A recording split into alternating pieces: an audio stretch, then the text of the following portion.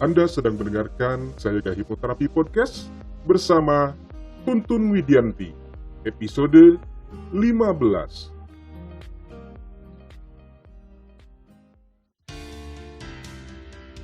Selamat datang di serial audio podcast bersama Sayaga Hipnoterapi, institusi penyedia layanan hipnoterapi dan konseling profesional di Kota Bandung yang membantu penanganan berbagai masalah kesehatan, emosi dan perilaku yang mengganggu kualitas hidup.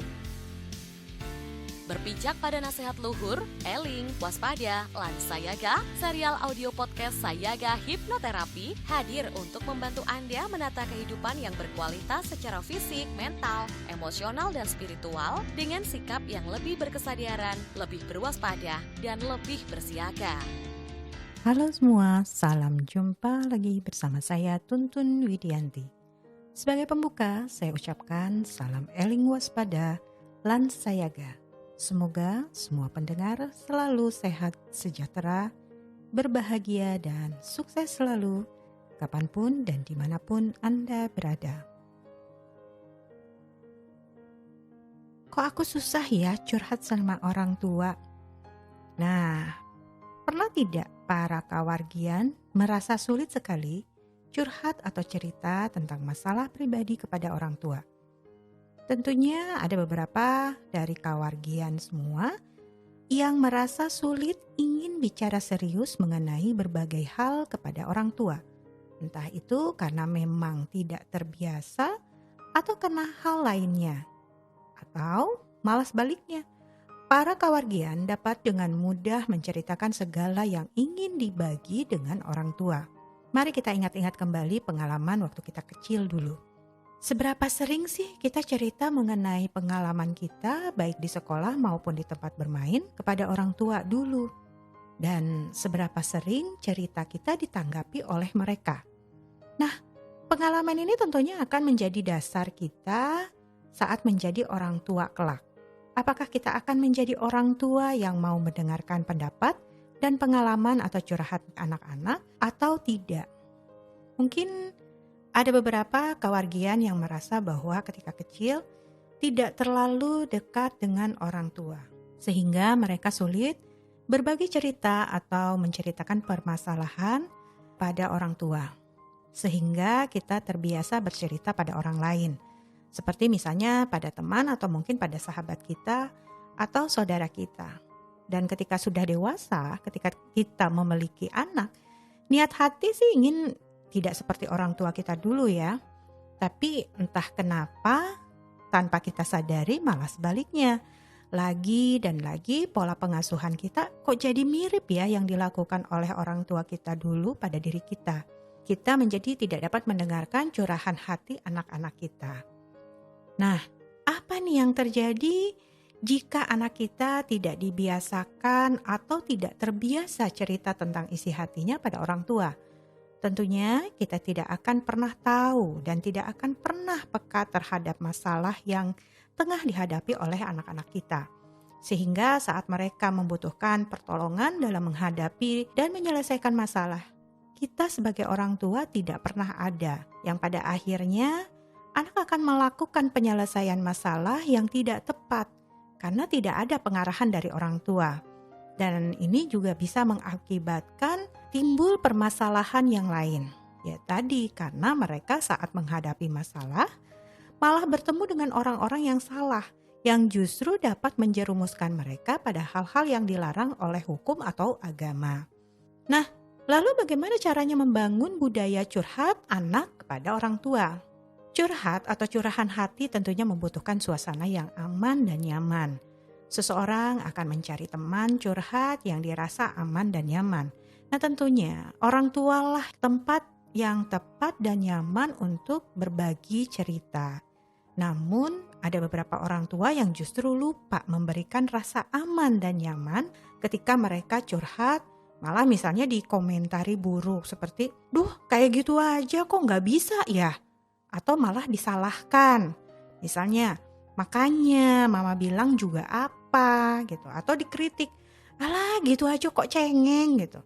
Atau malah dimarahi, sudah dibilang masih aja gak nurut kan, gini akibatnya. atau malah diremehkan. Misalnya, masa gitu aja nggak bisa sih? Tuh, padahal itu masalah ringan, kamu tinggal bla bla bla, misalnya gitu ya. Atau malah sering dibandingkan, kamu ini masa nggak bisa, adikmu aja kayak gitu aja bisa, kok kamu nggak bisa?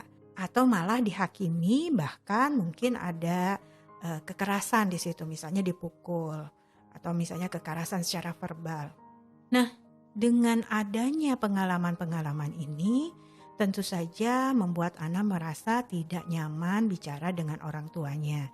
Jadi hal tadi sering dilakukan yang membuat anak menjadi malas untuk curhat pada orang tuanya. Atau bahkan bisa menjadi trauma terhadap orang tua.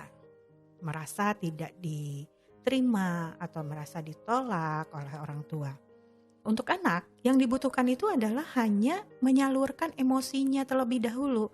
Jadi dia ingin cerita pada orang tuanya agar orang tuanya bisa paham. Jadi ia hanya ingin, di awal itu hanya ingin didengarkan, diberikan empati, diberikan perhatian. Atau yang dibutuhkan saat itu adalah perhatian orang tua untuk merasakan apa yang ia rasakan. Sehingga anak akan merasa bahwa dia tidak sendiri dan ada yang dapat diandalkan pada saat itu. Nah, pada saat anak memiliki masalah, biasanya anak belum memiliki pengalaman mengenai problem solving dalam menyelesaikan masalah tersebut. Jadi dia membutuhkan orang lain yang lebih dewasa, yang lebih bisa memberikan dia jalan atau pengarahan untuk menyelesaikan masalahnya. Tapi yang didapat oleh anak malah sebaliknya. Yang terjadi adalah bisa saja malah anak melakukan kesalahan yang lain. Dan itu yang akan menjadi berakibat fatal. Ada beberapa hal yang perlu diperhatikan agar anak merasa nyaman bicara dengan orang tua ya. Itu kita harus tahu anak yang bicara dengan kita itu anak laki-laki atau anak perempuan. Nah ini tentunya akan berbeda ya. Kalau anak laki-laki itu biasanya dia akan memendam dulu ceritanya. Tunggu agak lama dia baru nanti akan bercerita dengan orang tuanya. Berbeda dengan anak perempuan, biasanya anak perempuan lebih spontan. Dia ingin cepat-cepat selesai masalahnya. Ingin cepat-cepat dia mendapatkan empati dari orang tuanya. Nah itu yang perlu kita ketahui ya. Jadi makanya kalau misalnya kita melihat ada anak laki-laki kita yang tidak seperti biasanya. Biasanya dia ceria, dia biasanya misalnya banyak ngomong. Tiba-tiba dia jadi menyendiri ya gitu kan. Nah itu yang perlu kita lihat. Jadi kita perlu hampiri dia gitu kan. Kita katakan ada permasalahan apa. Kalau anak belum mau cerita jangan kita paksa. Tapi kita sampaikan. Nanti kalau kamu sudah siap, kamu boleh bercerita sama bunda ya. Atau sama ayah ya gitu. Sampaikan aja seperti itu. Kemudian yang harus kita ketahui juga adalah watak atau karakter anak. Bagaimana? Tentu satu anak dengan anak yang lain walaupun sama-sama anak kita. Itu biasanya memiliki watak yang berbeda. Nah itu juga kita perlu melakukan pendekatannya juga dengan cara yang berbeda. Yang ketiga adalah usia. Nah tentu saja dengan usia anak yang berbeda, usia anak-anak, usia remaja atau dewasa awal tentu akan berbeda. Cara penanganannya atau cara bicaranya dengan mereka. Nah ini yang perlu kita pahami. Seringkali kita itu yang merasa bahwa anak remaja kita masih seperti anak kecil. Jadi kadang-kadang kita juga memerlukan mereka juga seperti anak kecil. Padahal mereka merasa, oh saya ini sudah menjadi orang yang sudah besar kok seperti anak kecil gitu. Nah itu juga tidak akan membuat anak menjadi nyaman. Nah bicara dengan anak, budaya bicara dengan anak atau pendekatan secara verbal atau emosional dengan anak tentunya ini harus dibina sejak dini. Jadi sejak mereka kecil, jangan sampai ketika kecil kita anggap mereka menganggap remeh mereka ya. Anak kecil apa sih gitu kan. Sedangkan mereka juga ingin loh didengarkan, diperhatikan ketika misalnya mereka mencurahkan isi hatinya, ada pengalaman yang menyenangkan atau mungkin ada pengalaman yang menyedihkan atau yang membuat mereka takut. Tapi kadang-kala kita oleh kita itu tidak digubris ya, atau tidak didengarkan karena merasa itu adalah cerita anak-anak yang tidak perlu didengarkan. Padahal kewargian Sayaga semua ini adalah cikal bakal nanti ke depannya anak mau bicara dengan kita dengan leluasa, dengan mudah. Nah kalau dari kecil kita tidak biasakan itu, maka ketika dia remaja atau ketika dewasa dia punya masalah, dia bingung. Dia mau cerita ke siapa? Ke ibunya, ke ayahnya. Karena dia tidak punya pengalaman yang menyenangkan untuk menceritakan isi hatinya kepada orang tuanya. Ujung-ujungnya dia akan kembali lagi cerita pada orang lain. Iya, kalau dia dapat orang lain yang misalnya bisa mengarahkan dia atau membantu dia menyelesaikan masalahnya. Tapi kalau misalnya sebaliknya, apakah itu akan menjadi tidak fatal? Malah pada akhirnya si anak masuk atau terjerumus pada hal-hal yang tidak kita inginkan. Nah, lalu bagaimana kalau misalnya sudah terlanjur anak-anak ini ada di usia remaja dan kita tidak terbiasa gitu kan anak bercerita sesuatu kepada kita. Ya, tidak ada kata terlambat. Berarti kita memang tetap harus mencoba mendekati diri kita kepada anak-anak pelan-pelan gitu kan. Mulai dia tanya pada anak hal-hal yang menyenangkan, pengalaman-pengalaman mereka. Lama-lama anak akan merasa nyaman dan merasa bahwa oh iya ternyata orang tua saya bisa saya andalkan ketika saya mengalami atau memiliki suatu masalah dan saya bisa bercerita kepada mereka. Nah, bagaimana ketika orang tua merasa kok saya susah ya mau masuk ke dalam dunia mereka? Karena mungkin mereka sudah terlanjur membuat benteng kepada kita atau malah sebaliknya. Kita sendiri kok yang susah ya, gak bisa rasanya. Padahal anak welcome atau anak mengharapkan itu, tapi saya kok yang susah bisa dekat dengan anak. Nah ini tandanya berarti kita masih memiliki masalah mungkin di masa lalu yang belum selesai. Yang harus disadari orang tua, jangan merasa gengsi bahwa permasalahan anak itu tidak ada hubungannya dengan kita, pasti ada hubungannya dengan kita karena kita sebagai orang tuanya. Ya, artinya kita harus bisa membuka diri, kita harus bisa menyadari bahwa kita memang perlu bantuan orang lain, tenaga profesional untuk bisa membantu menyelesaikan masalah kita yang kita sendiri sulit untuk menyelesaikannya. Jangan ragu, jangan merasa malu untuk datang konsultasi kepada psikolog atau psikiater atau mungkin tenaga ahli lainnya seperti tenaga hipnoterapis.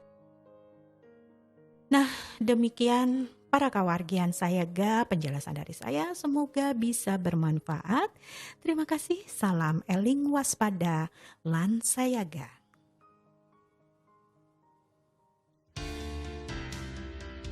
Serial audio podcast Sayaga Hipnoterapi menghadirkan inspirasi kehidupan yang diintisarikan dari berbagai keilmuan psikologi dan pengembangan diri yang juga diadaptasi dari kisah nyata para individu yang menjalani program terapi dan konseling bersama tim profesional dari Sayaga Hipnoterapi.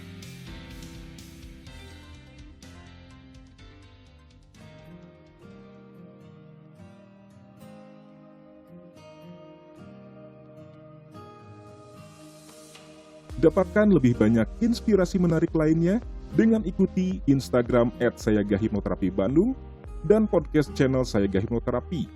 Kunjungi juga website www.hipnoterapibandung.com untuk temukan lebih banyak informasi menarik lainnya, termasuk untuk memesan layanan hipnoterapi dan konseling bersama para tim profesional dari Sayaga Hipnoterapi Bandung untuk membantu Anda menangani berbagai masalah kesehatan, emosi, dan perilaku yang mengganggu kualitas hidup. Mari menjalankan kehidupan yang eling, waspada, lan sayaga.